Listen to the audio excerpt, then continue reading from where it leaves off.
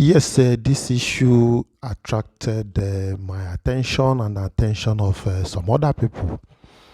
It says Senate rejects move to include Anambra in NDDC member states.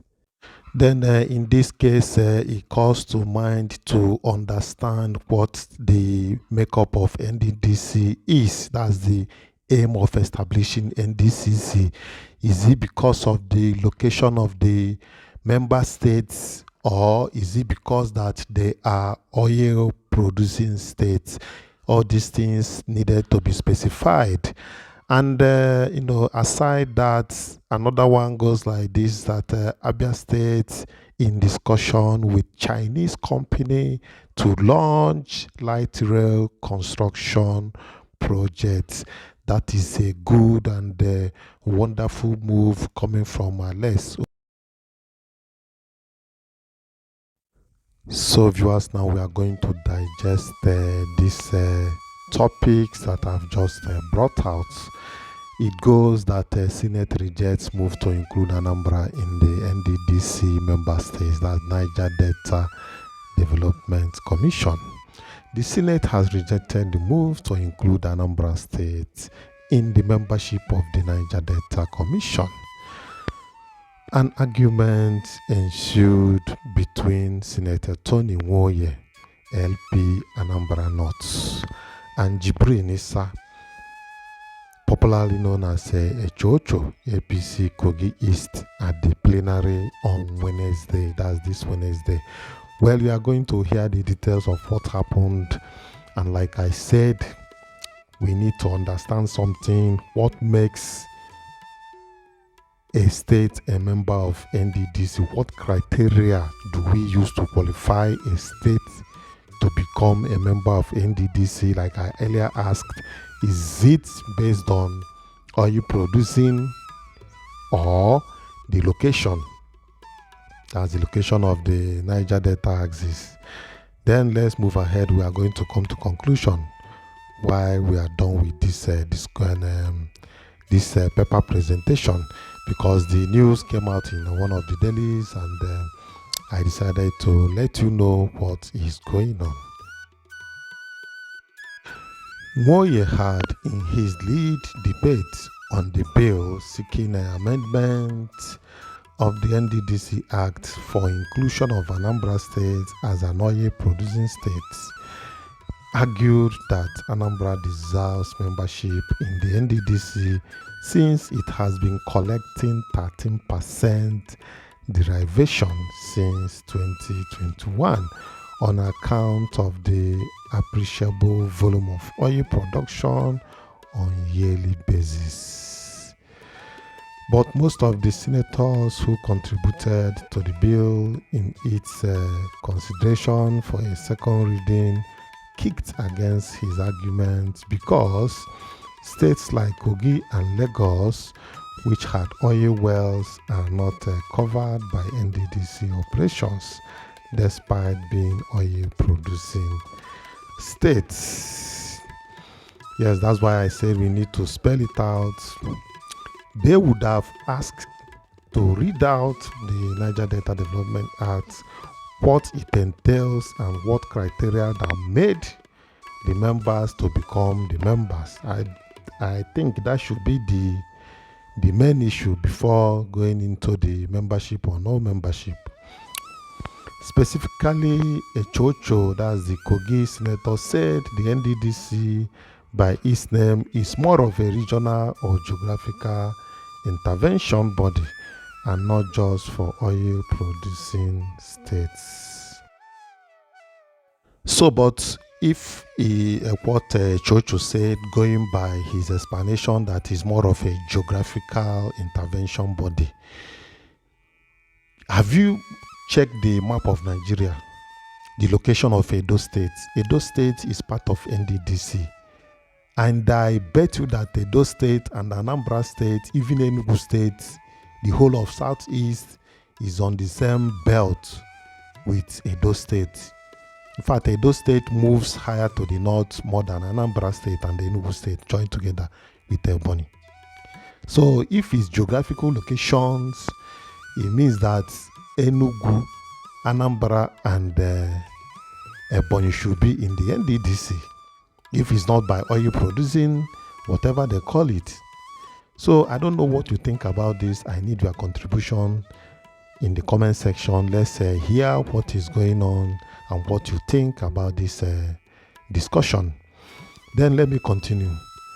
The lawmaker said his state has also been collecting 30% derivation as an oil producing state, which Nwoye countered, stating that in the document he had shown that Anambra and North Kogi has been collecting 13% derivation.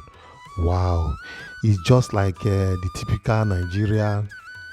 We will leave the issue and be fighting another thing. The common man that is suffering from the same or from different geographical location cannot come together to fight their problem, which is hardship. They will be fighting each other. That is what is happening here, if you ask me. Because the Edo State man and the Anambra man has the same issue. They are two oil producing states based on what we are told, but they are here fighting each other, even instead of coming together to fight their way out and know what is the problem. Just like I said, if the argument is by geographical location, it means that Anambra is qualified, Enugu State is qualified, Ebonyi State is qualified, because they are on the same axis with Ondo State, Edo State. Please check the map and let's hear what you think about this. Then Nwoye said Anambra, as an oil producing state, has been collecting 13% derivation from oil exploits from her wells by the federal government since 2021, and eminently Nwoye's argument on the proposed membership of Anambra State in NDDC is to be accepted by the Senate. Then Lagos State, which has 2 oil wells in Badagry, will also clamor for the membership of the commission. Well, does it matter? The membership criteria need to be spelled out on submissions made by the Nwoye that even if the NDDC is considered to be a geographical or regional interventionist body, Anambra State qualifies to be a member on account of its proximity to the Niger Delta area. Abia said the National Boundary Commission would have decided that. Well, Nwoye scratched it a bit, but he never did it very well the way I expected, if you ask me. But that's a good one coming from him, because he would have argued that Edo State and Anambra State we are located in the same belt if that location is going to be something to go by. Edo State produces oil, Anambra State produces oil. So check out the map and let's hear from you. Then he accordingly, put passages of the bill for a second reading to voice votes with nays from senators opposing the bill's passage, overshadowing the ayes. That is how it ended.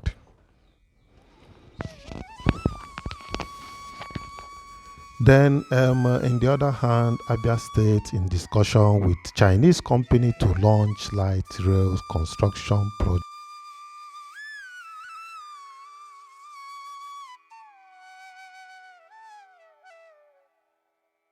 So let me quickly take it that Abia State Governor Alex Soti has disclosed that his administration is currently engaging in discussions with a Chinese company to initiate a groundbreaking light rail construction project that will span the entirety of the state. The significant announcement was made public during an interview on the Thursday edition of the Politics Today on Channels Television, which took place on Thursday, February 29, 2024. Well, this is a very good, wonderful move coming from Alex Soti.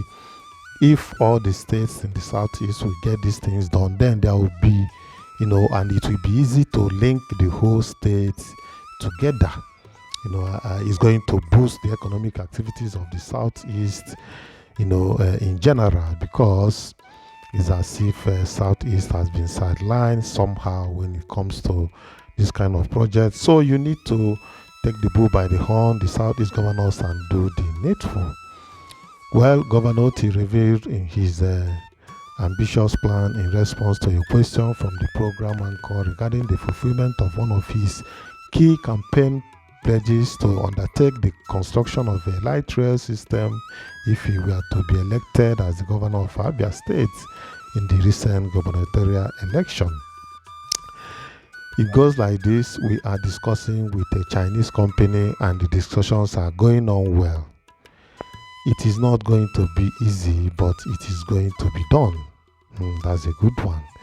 It is not something that you will just start and finish today, Oti said. Then, to give more insight concerning the discussion, he also added a layer of reassurance, emphatically stating that the light rail project in Abia State is destined to become a reality, affirming his commitment to see the project through to successful completion. The designs are being done. Wow. We will move from there to commercial issues, and at the end of the day, we will do it, he said. Well, Oti is doing well, and some other governors are doing well too. So, but regarding this light rail, like I said, Southeast need to discuss this matter because the whole of the Southeast need to link themselves together. Well, with this, I will come to the end of this, and I want to hear from you in the comment section. Bye for now.